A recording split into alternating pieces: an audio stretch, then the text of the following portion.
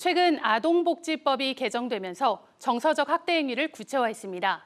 2018년 발생한 전체 아동학대 사례 4건 가운데 한 건은 정서학대인데요. 하지만 겉으로 잘 드러나지 않아 발견이 쉽지가 않죠. 오늘은 이런 정서적 학대에 대해 나현경 변호사와 함께 이야기 나눠봅니다. 변호사님 어서 오세요. 안녕하세요.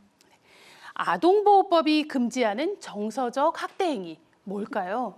네, 우선 아동복지법에서는 아동의 정신건강 및 발달에 해를 끼치는 행위를 정서적 학대 행위로 보아 이를 금지하고 있고요. 그동안 대법원은 정서적 학대 행위에 대해 현실적으로 아동의 정신건강을 저해한 경우뿐만 아니라 그러한 결과를 초래할 가능성이 발생한 경우도 포함된다고 판시하여 정서적 학대 행위를 폭넓게 바라보고 있긴 했었는데요.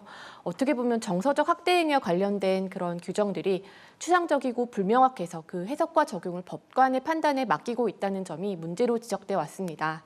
이에 따라 최근 개정된 아동복지법에서는 제17조 제5호의 정서적 학대 행위에 가정폭력 처벌법에 따른 가정폭력에 아동을 노출시키는 행위를 포함한다는 내용을 추가하여 정서적 학대 행위에 대한 내용을 보다 구체화하였습니다.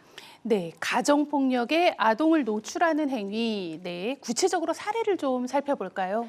네, 아동권리보장원에서는 이러한 정서적 학대 행위의 구체적인 예로 언어폭력, 잠을 재우지 않는 것, 다른 자녀와 차별하는 행위, 그리고 집 밖으로 쫓아내는 행위, 미성년자 출입 금지 업소에 아동을 데리고 다니는 행위 등을 제시하고 있고요. 법원에서는 아이 돌보미가 생후 10개월 된 영아가 계속 울음을 그치고 있지 않음에도 그런 울음을 그치도록 조치하지 않은 채 TV를 시청한 행위, 어린이집 보육교사가 4세 아동을 약 78cm 높이의 교구장 위에 40분간 앉혀놓은 행위 등을 정서적 학대 행위로 인정하였고요. 또한 어린이집 보육교사가 낮잠을 자기 위해 누워있던 아동에게 휴대전화로 무서운 영상을 보여주어 울게 한 행위에 대해서도 150만 원의 벌금형을 선고하기도 하였습니다. 네, 이런 것뿐만 아니라 부모에 의한 아동학대 사례도 많을 것 같습니다. 네. 특히 학업에 대한 강요가 학대로까지 이어진 사안이 있었는데요. 네. A씨는 15세 아들에게 공부 습관을 길러준다면서 매일 새벽에 깨어 몽둥이를 들고 감시하며 수학 문제를 풀게 하였고 또 마음대로 외출할 수 없도록 아이에게 3년간 집 비밀번호를 알려주지 않아 외출 후 돌아온 아들은 A씨가 귀가할 때까지 무작정 기다려야 했습니다. 네. 그러던 중 A씨는 아이의 시험 성적이 나쁘다는 등의 이유로 나무 몽둥이로 아이의 온몸을 때렸고 이로 인해서 아들은 2차례나 집에서 극단적인 선택을 시도했다가 구조되기도 했습니다.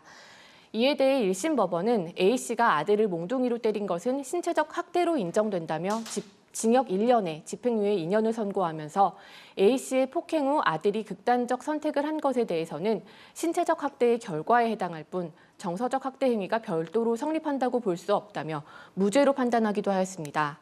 또한 A씨가 새벽에 억지로 공부시킨 건 역시 피해자가 통상 학업에 집중하는 나이라는 점 등을 들어 정서적 학대로 보지 않았습니다.